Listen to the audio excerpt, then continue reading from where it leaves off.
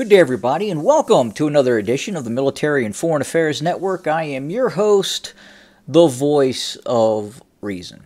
Today, we're continuing our ongoing coverage of the war between the Russian Federation and the Ukraine. So today, as I speak, the Ukrainians have and are continuing to use the ATACMs. These are the systems, these are the larger missile systems that the United States has given the Ukrainians to launch from these HIMARS systems. Normally, the HIMARS launch the smaller guided rocket. They also have the capability of launching the GMLRS as well. And the Ukrainians are using both the GMLRS, the Gimlers, and the ATACMs. Now, what is the real difference between the ATACMs and the Gimlers? Well, we believe that essentially the United States, the North Atlantic Treaty Organization, obviously is picking targets for the Ukrainians deep behind the front lines. Because the ATACMs has that ability to hit targets out to 300 kilometers. The Gimlers, 70 kilometers plus. As with other rocket systems that are launched from the HIMARS. So the reality on the ground is that U.S. surveillance assets are looking around, finding targets for the Ukrainians. And then the Ukrainians, a supposedly operated Ukrainian HIMARS vehicle, then fires the ATACMs more than 300 kilometers into the Russian rear. Now, because certain missile treaties have ended, the ability for these rockets to go even further is now present. The United States, for instance, one of the main issues why the U.S. is now okay with delivering massive amounts of these ATACMs to the Ukrainians is because the United States has now started taking delivery from Lockheed Martin of the precision strike missile. So instead of firing one ATACMs per HIMARS, the precision strike missile can fire two of these. They're smaller, they have a smaller warhead, but they're more accurate. They also have longer range, in excess of 500 kilometers. Now, there is thought that the ATACMs themselves can exceed the 300 kilometer range as stipulated on the Lockheed Martin released stats on this weapon systems.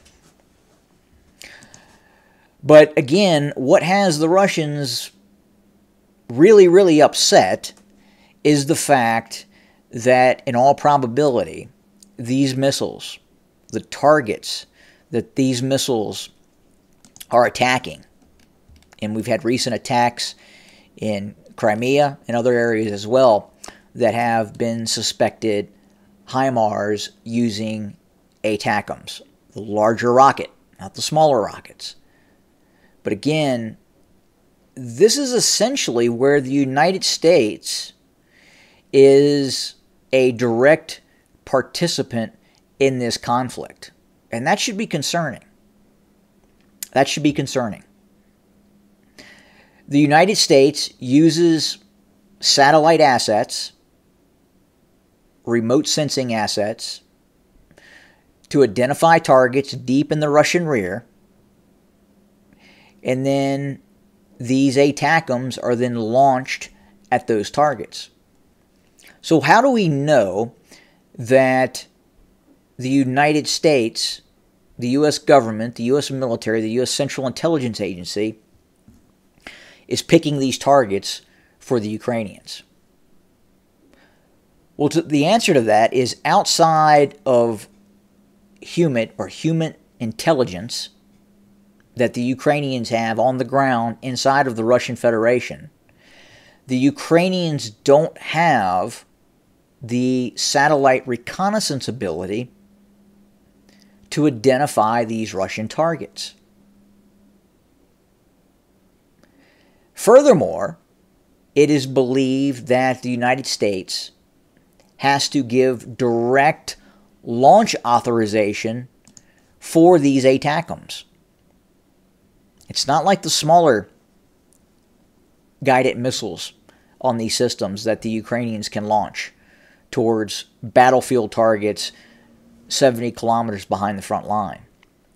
These are very sensitive targets deep inside the Russian Federation. Now, look, if it was just the Ukrainians launching, say, modified versions of the Neptune missile or modified versions of the ATACMs that we know the Ukrainians use, albeit they're not as accurate,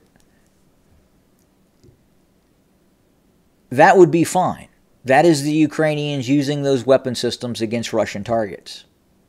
The problem is the U.S. is searching actively for targets, and then they're also giving the Ukrainians the ability to strike these targets in a very precise manner with these ATACMs. That is the Russian concern. Now, this is going to escalate. At some point, the Russians could strike at targets inside of NATO territory to destroy these missile systems. From the Russian perception, if you, NATO, you, the United States, are giving both real-time intelligence, and therein lies the issue. It's not just that they're giving the Ukrainians real-time intelligence. They're giving the Ukrainians the exact strike package. They're saying, this is what we want to strike. And yeah, the weapon system is on Ukrainian territory. But the Ukrainians, many times, would never be able to locate many of these targets. So it's the United States seeing these targets. Now, again, if it was maybe a Ukrainian system that was then going after these targets, but it's not. It's a U.S. weapon system that's really designed to be used by the United States. Now, other countries, other very close NATO partners also use the ATACMs. And the United States has, until this conflict, only allowed very close NATO partners to utilize these systems. So this is why this is becoming very dangerous. And when the Russians say that they are fighting NATO in a proxy war, well, they're not that far off. Again, the U.S. is picking the targets, and then the U.S. is giving the weapon system that gives the Ukrainians the ability to hit those targets. So one, if the Ukrainians didn't have the intelligence, they couldn't find the target. And then two, they couldn't strike the target because they wouldn't have the weapon system. The United States is giving them both. And in all probability, they're also giving them the ability to launch those systems, because the United States has the ability to cancel launch on those systems. Hypothetically speaking, if the Ukrainians wanted to attack a target, let's say a civilian target, in a large Russian city, the United States, in theory, from my understanding, could prevent the Ukrainians from launching that weapon system when it pertains to the ATACMs. So again, that's why this is becoming very serious, incredibly serious.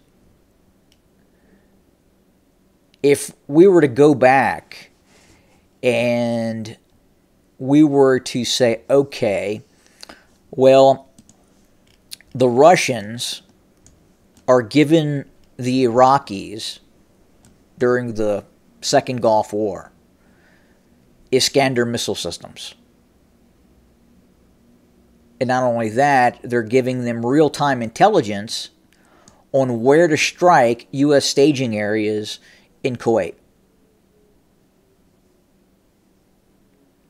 What do you think the United States would do?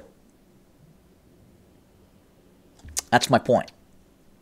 Very dangerous weapon system to have given the Ukrainians. So why did the U.S. give this weapon system, the ATACMs, the larger rocket, this one here, to the Ukrainians?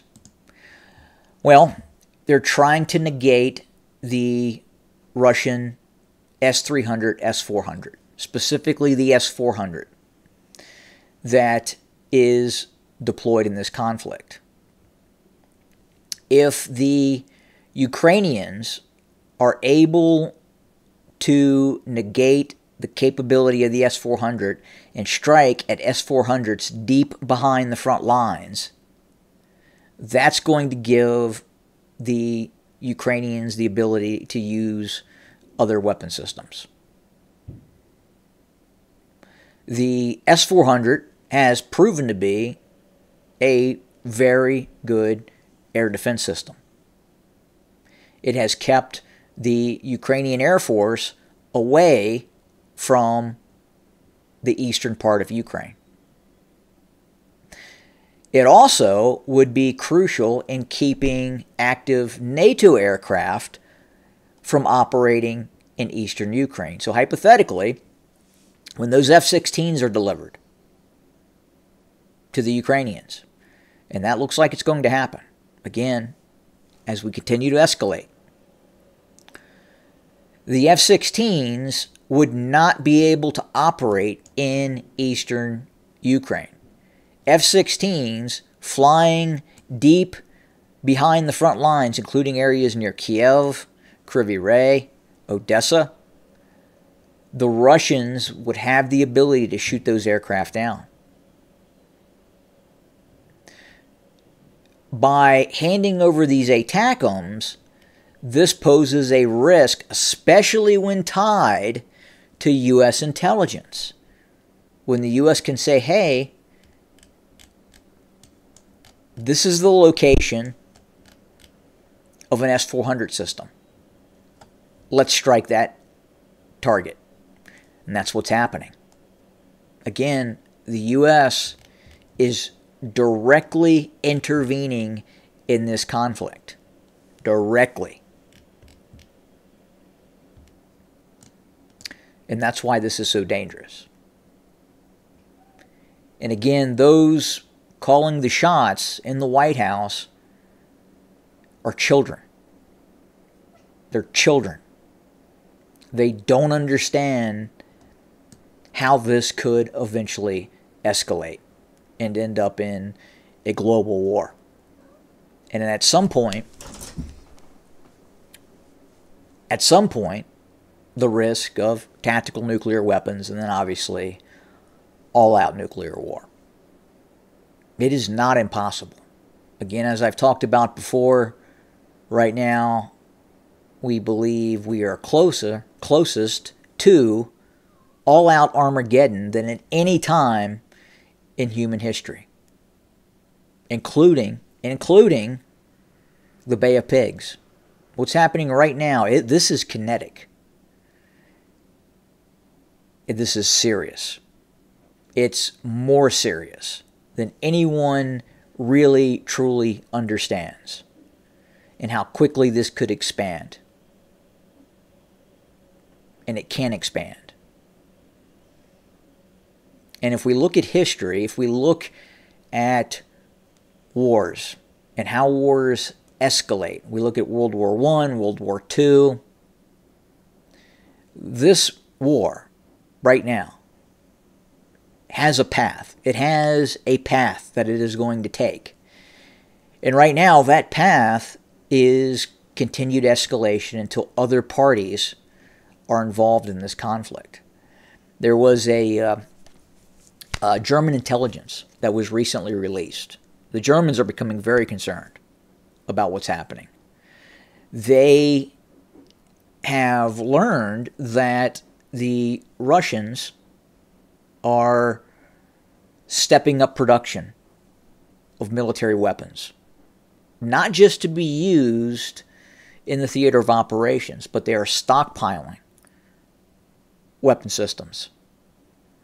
They have gone into a full-blown, all-out war military industrial capacity. Now, they haven't hit mobilization levels yet in terms of rapidly expanding the army. But this is going to be the first step in terms of expanding the military-industrial complex.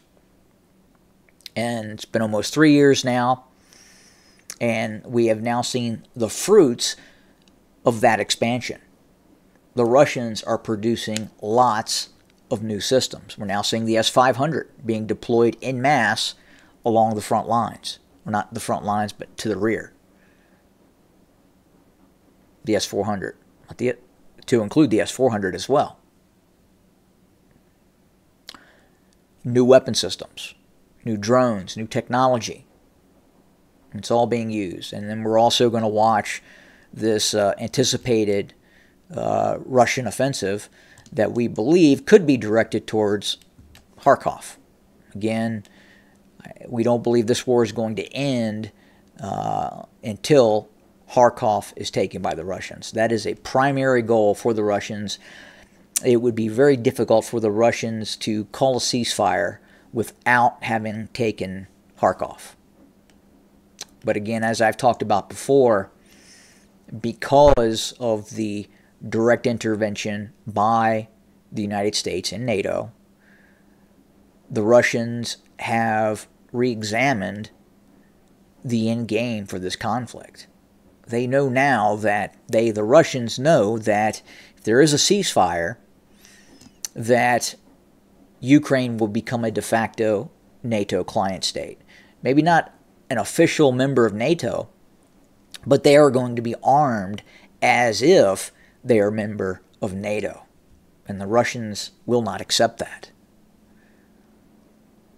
And I think at this point, the game has changed for the Russians. The Russian war goal at the beginning of the conflict has changed from what the Russian war goal is now because of what the West has done, because of what NATO has done in terms of directly supplying the Ukraine with some of these advanced weapon systems, and more importantly, intelligence. This active participation in the conflict. That's all we have for today. More to come very, very soon. As always, have a good day.